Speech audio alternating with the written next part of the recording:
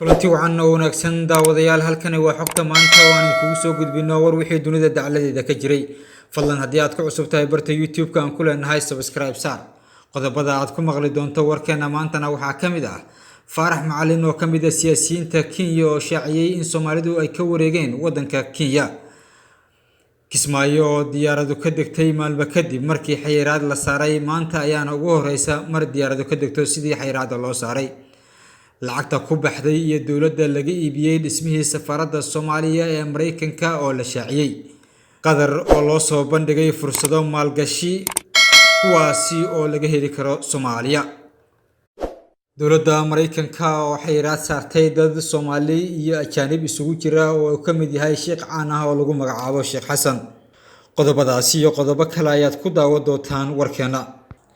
aynu ku bilaabanaa daawadayaal warkeena dawladda Qatar ayaa loo soo bandhigay fursado maalgashi kuwaasi oo ka jira Soomaaliya wasiirka shaqada iyo arrimaha bulshada xukuumadda federaalka ee Soomaaliya mudane Sidiiq Xirsi Warfaa oo booqasho rasmi ah toddobaadkan ku tagay dalka Qatar ayaa ugu yeeray maalgashiyaasha Qatar in ay sahamiyaan fursadaha maalgashi ee Soomaaliya ka jira kadib kulan uu Dooxa kula qaatay gudoomiye ku-xigeenka rugta ganacsiga wadanka Qatar kulankan ayaa diiradda lagu saaray xoojinta xiriirka Qatar oo loo soo bandhigay fursado maalgashi kuwaasi oo laga heli karo Soomaaliya Qatar oo loo soo bandhigay fursado maalgashi kuwaasi oo laga heli karo Soomaaliya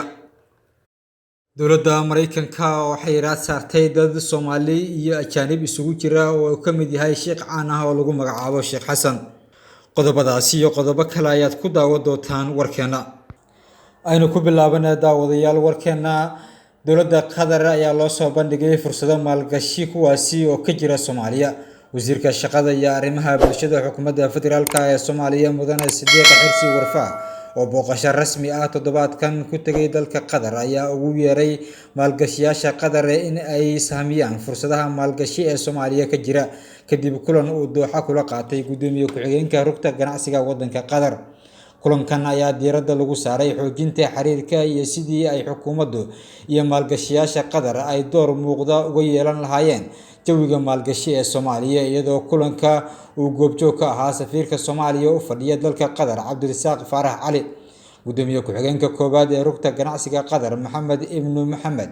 Tawaare ayaa waxa uu sheegay in shirkadaha gaarka loo leeyahay ee dalka Qatar ay daneynayaan inay xoojiyaan iskaashiga labada dal iyo waxyaabaha aas-aaska u ah iskaashiga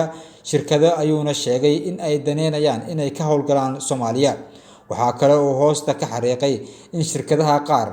ay leeyihiin Soomaali ay ka fulin doonaan mashaariic ballaaran kuwaasi oo dib loogu dhisayo dalka isagoo intaasi ku daray inay qaadan doonaan shaqaale Soomaali ah kuwaasi oo fursado shaqo ka heli doona wadanka Qatar dhankiisa wasiirka shaqada iyo shaqaalaha arrimaha bulshada mudane Sidiiq Xirsi Warfaa ayaa bogaadiyay iskaashiga dhow ee dawladda Qatar ay la leedahay dawladda Soomaaliya waxa uu cadeeyay in ujeedada socdaalkiisa Qatar ay la xiriirtay sidii loo xoojin lahaa xiriirka soo bandhigida fursadaha maalgashi ee ka jira Soomaaliya iyo sidii iskaashi dhow ay u yeelan lahaayeen labada dal ayna kor ugu qaadin lahaayeen aqoonta shaqaalaha iyo kobcinta xirfadahooda Warfaa ayaa soo bandhigay fursadaha maalgashi ee ka jira Soomaaliya oo ay ka mid yihiin beeraha xoolaha iyo kalluumaysiga waxa uu markaasi ka dalbaday shaqaalayaasha wadanka Qatar in Soomaaliya ay ka sameeyaan maalgashi shaqooyin u abuuraya dhalinyarada Soomaaliyeed wasiirka shaqada iyo shaqaalaha iyo arrimaha bulshada ee dawladda federaalka ee Soomaaliya ayaa dib ugu soo laabtay caasimadda Muqdisho kadib markii uu booqasho rasmi ah uga soo laabtay wadankaasi isagoo la kulmay dhigiisa dalkaasi iyo ra'iisul wasaaraha Qatar watahay daawadayaal wali waxaa naga daawanaysaan xogta maanta fadlan haddii aad ku cusub tahay barta youtube-ka aan ku leenahay subscribe saar markana Mareykanka lacagtii ku baxday iyo dawladdii laga iibiyay dhismihii safaaradda Soomaaliya ee Mareykanka ayaa la shaaciyay madaxweynaha Soomaaliya mudane Maxamed Cabdullaahi Farmaajo ayaa si rasmi ah xariga uga jaray dhismaha cusub ee safaaradda Soomaaliya ee laga iibiyay magaalada Washington ee caasimadda dalka Mareykanka wasiirka maaliyadda Soomaaliya Cabdiraxmaan Ducaale Beyle oo ka mid ahaa mas'uuliyiintii ka qayb gashay munaasabadda xariga looga jarayay safaaradda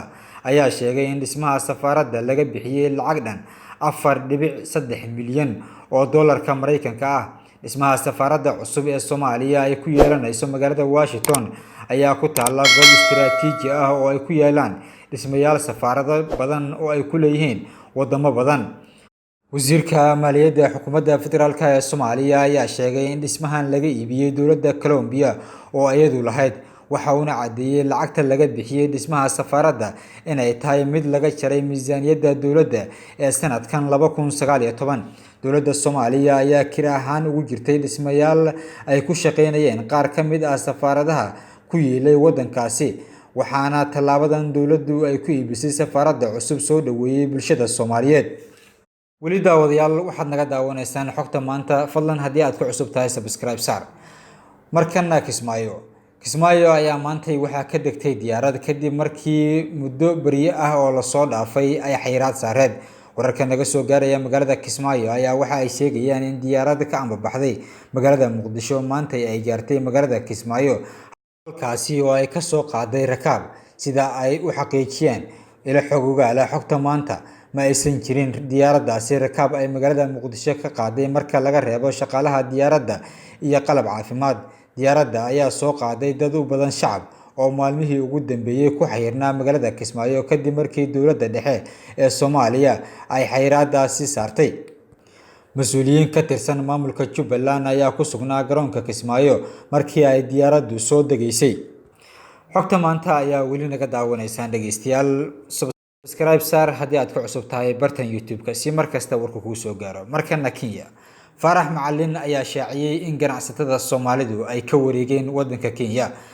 Siyaasiga Faarax Macalin oo ka soo jeeda asal ahaan Kenya ayaa la hadlay warbaahinta, waxa uuna sheegay in inta badan ganacsatada Soomaalida, maalqabeennada iyo qurbo joogta ay ka wareegeen dalka Kenya una wareegeen dalalka Itoobiya iyo Turkiga. Faarax Macalin ayaa shaaciyay in 5,000 oo qoys oo Soomaali ah ay deganaansho rasmi ah ka heleen gudaha dalka Turkiga, kuwaasi oo markii hore ku noolaa Kenya. Sidoo kale waxa uu tilmaamay in ganacsatada iyo maalqabeenno badan oo Soomaali ah ay u wareegeen dhanka dalka Itoobiya oo ay ka bilaabeen howlahooda ganacsi. Siyaasiga Faarax Macalin ayaa arrintaasi u sababeeyay siyaasad xumada wasaaradda arrimaha dibadda ee Kenya oo ku dhaleelay arrinkaasi. Waxa kale oo intaasi ku daray in hoos ay u dhacday dhaqaalihii dowladda Kenya ka heli jirtay Soomaalida, taasi oo xusay in sanadkii hore ay dib u dhac xooggan ku yimid. Muddooyinkii dambe waxaa hoos u dhac ballaaran ku imaanayay ganacsatada Soomaaliyeed ee ka ganacsada magaalada Nairobi, kuwaasi oo sanadihii la soo dhaafay dhulka sii galayay. qaybihii dambe ee wararka xogta maanta ayaa daawadayaal naga daawanaysaan, fadlan haddii aad ku cusub tahay subscribe saar. Markana Mareykanka, dowladda Mareykanka ayaa xayiraad saartay dad uu ka mid yahay Sheekh Xasan iyo xubno kale oo Soomaali ah iyo ajaanib kale oo xayiraad ay dowladdaasi saartay. Dowladda Mareykanka ayaa shakhsiyaad Soomaali Kenyaan ah iyo ajaanib kale oo Kenya ku nool saartay xayiraad, waxaana dadkan lagu eedeeyay inay xiriir dhow la leeyihiin ururo argagixiso. Wasaaradda Maaliyadda dalka Mareykanka ayaa xayiraad ku soo rogtay shakhsiyaad isugu jira ganacsato iyo culamo caan ka ah gudaha Kenya, waxaana dowladda Mareykanka dadkan ay ku eedeysay inay xiriir dhow la leeyihiin kooxo ay sheegeen inay yihiin argagixiso. Shakhsiyaadka dowladda Mareykanka xayiraadda ay saartay hantidoodana aysan la soo bixi karin ayaa waxa ay yihiin kuwa caan ka ah waddankaasi, waxaana ka mid ah Sheekh Xasan Xuseen Aadan. Waxaa sidoo kale liiska ku jiray oo aan la sheegin Cabdifataax Abuukar Cabdi oo loo yaqaan Muhaajir Muuse, oo ah muwaadin Soomaaliyeed oo degan magaalada Mombasa ee dalka Kenya. Iyo sidoo kale waxaa xayiraadaasi la saaray hay'adda Al-Xarameyn oo fadhigeedu yahay magaalada Garissa. Dadka kale ee xayiraadda dhaqaalaha ay saartay wasaaradda maaliyadda dalka Mareykanka waxaa ku jira rag u dhashay dalka Masar balse haysta dhalashada dalka Kenya, kuwaasi oo magacyadooda lagu sheegay Al-Masri iyo sidoo kale Mustafa Al-Bishi. Dowladda Mareykanka ayaa dhawaan dadkan magacyadooda shaacisay, waxayna soo saartay xayiraadda hantidooda oo aysan kala bixi karin dalkaasi Mareykanka. Dadkan xayiraadda la saaray qaarkood ayaa beeniyay in dambiyada lagu soo eedeeyay ee iyagu xiriir la leeyihiin ururadaasi la sheegay in ay xiriir la leeyihiin waa tahay daawadayaal intaasi ayaan kusoo gabagabaynaynaa wararkii xogta maanta oo aad maanta ka daawanayseen YouTube channelkeena. Fadlan haddii aad ku cusub tahay subscribe saar si xogtu markasta kuu sii gaarto.